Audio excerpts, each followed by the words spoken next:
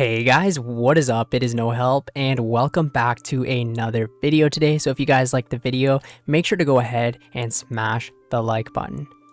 Okay, so I want to start this video off by asking you guys if this sounds familiar.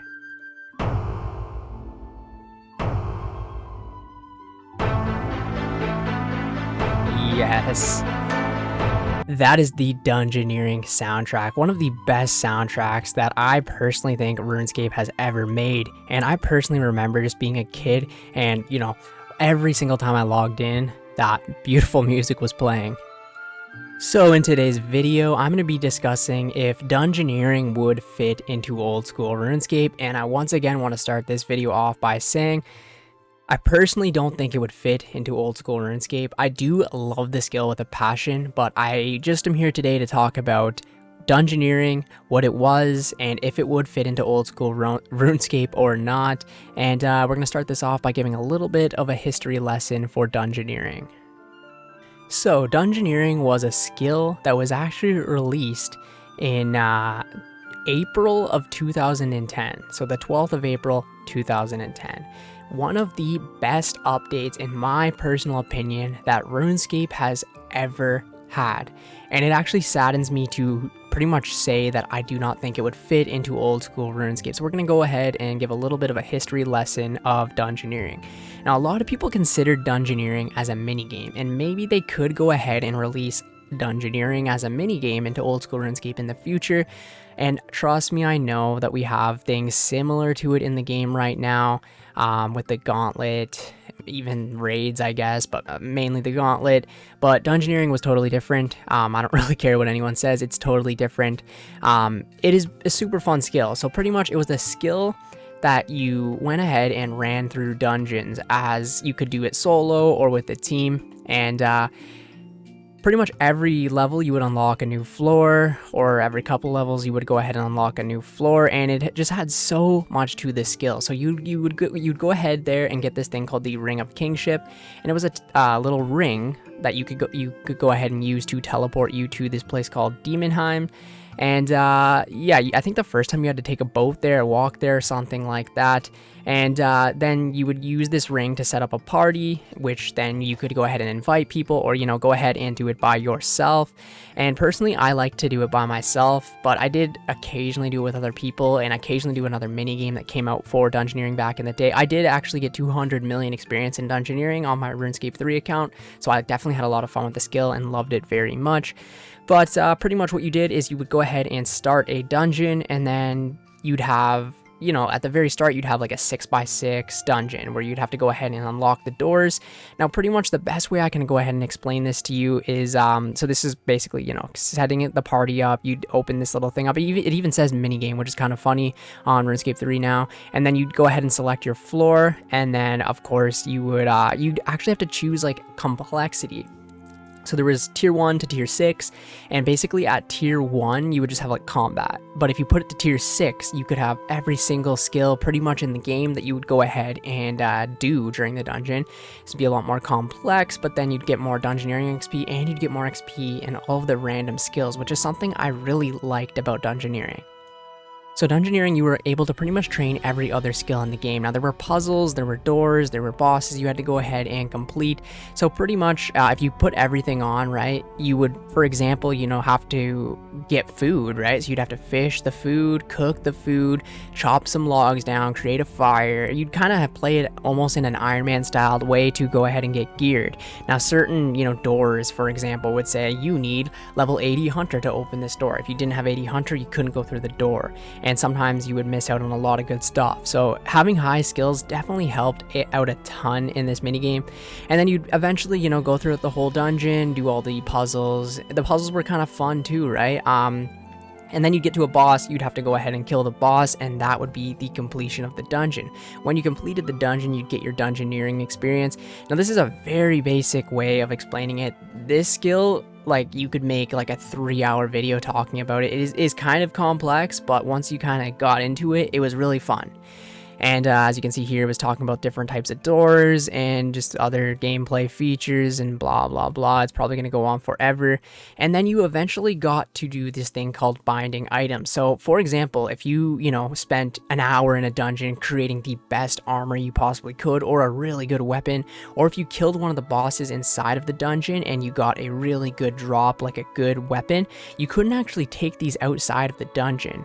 So you could bind certain items, and depending on like your dungeoneering level, you could go ahead and bind more. So I would always get like a really good staff, bind it, because magic is stupidly overpowered in RuneScape 3 anyways, and just punch through the dungeon. But back in the day, you could make a nice little setup, and like this guy, or the picture on Google here, showing a melee setup, a range setup, and a I guess magic setup, which was kind of cool. And yeah, you'd go ahead and get these certain little items that you could go ahead and use in the dungeon. There was a lot of glitches back then where people were smuggling dungeoneering items out, which is terrible, obviously, because they were not meant to be outside of the dungeon. And yeah, you could see, you could train all of these skills within the dungeon, like attack, you could train agility, constitution, all of these skills. I'm not going to go throughout them, all of them, obviously, but yeah, and you could use your spell books, your food, like this will go on forever. And this is just like a quick, can I click this? Yeah, this is just like what it kind of looked like back in the day.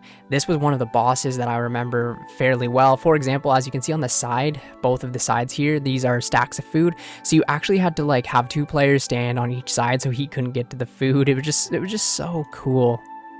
And here were the different types of floors. So floors 1 to 11 were frozen floors, and then floors 12 to 17 were abandoned. It would just go on and on and on. And this was actually the first skill. This will also be kind of a cool thing to look at. So this is what would happen when you completed a dungeon, right? This was, I guess, like a floor 56 completion. They went ahead and got 160k XP. And then 16,000 Dungeoneering tokens. This is a high level floor though, right? This was not your typical floor. They did it in 5 minutes, dude. That's pretty freaking impressive. But, and then it would go over all the calculations to get the Dungeoneering XP. Like this skill went on forever. Like this is a Wikipedia page that just goes on forever. So for completing a floor, you'd get rewarded experience, and these little things called Dungeoneering tokens, which was like a separate currency, kind of similar to like Void Seal in a way. And let me go ahead and see if it brings up the shop here. Of course it doesn't. Okay, so this was the reward shop, what it kind of looked like, right? So you could actually go ahead and use your tokens to buy experience. And then here's where a lot of the cool things were that you could go ahead and buy. I don't know what half these items were, but this thing right here was the Charming Imp that would allow you to go ahead and collect your charms automatically back in the day. Very good thing to get. The Bone Crusher, which is funny that it is in old school RuneScape anyways, it is a reward from, I think it's the Mauritania Hard Diary. I could be wrong, maybe it's the medium. But you also could unlock very cool weapons. Let's see if it shows them down here. And just other cool like things too, like this thing right here called the Scroll of Life, gives a permanent effect when harvesting herb patches. Like that is so cool. And I don't even know what half this stuff is anymore. This is also how you got the gem bag back then, which is kind of funny. But which one am I thinking? What is the nature staff? Oh yeah, whatever. This thing is cool as well. It's kind of like a Ring of Wealth on old school RuneScape. If you really think about it, it just picks up gold for you, but I guess we didn't have that back in the day. And then these were the cool weapons. You could unlock these chaotic weapons, which were pretty much just like tier 80 weapons that you'd get back in the day. I remember loving these. Now, honestly, Dungeoneering was such a great skill, so much fun, and they, like I said, they could maybe implement it into old school RuneScape as something like a mini game, right? But I don't think the community would like it as a skill, because a lot of players complained back in the day that it wasn't a skill, it was a mini game, and they hated that they needed it for max and whatever. But another reason I don't think it would fit is we do have like rapiers and stuff in the game, but the rewards for Dungeoneering were kind of stuff that we already kind of almost have in the game, like the Bone Crusher, for example. You know, you could go ahead and buy the Dragon Tooth necklace, I think is a drop from Vorkath. They could go ahead and make something. I know that they've made whatever that's called, the Gauntlet, which is very similar to Dungeoneering, but not exactly the same. But I really think they should release that area anyway, the Demonheim area, and maybe they could even put a quest into old school RuneScape that was like running through a dungeon or something, just to like kind of bring it back in a way. But I don't think it would fit into old school RuneScape, because we already have a lot of the stuff that it has the rewards for it are. Do you know what I mean? Like, we have the chaotic rapier.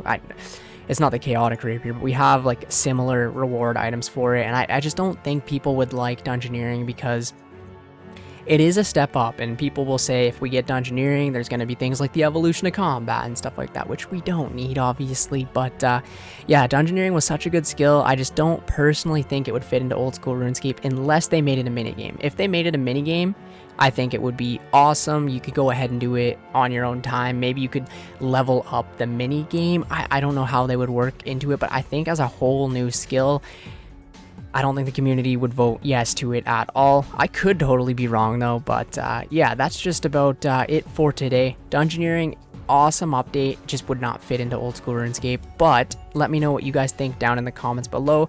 If you would like Dungeoneering into old school RuneScape, or also let me know the memories that you've had training Dungeoneering back in the day. If you did, I personally know I loved it. I got 200 million experience.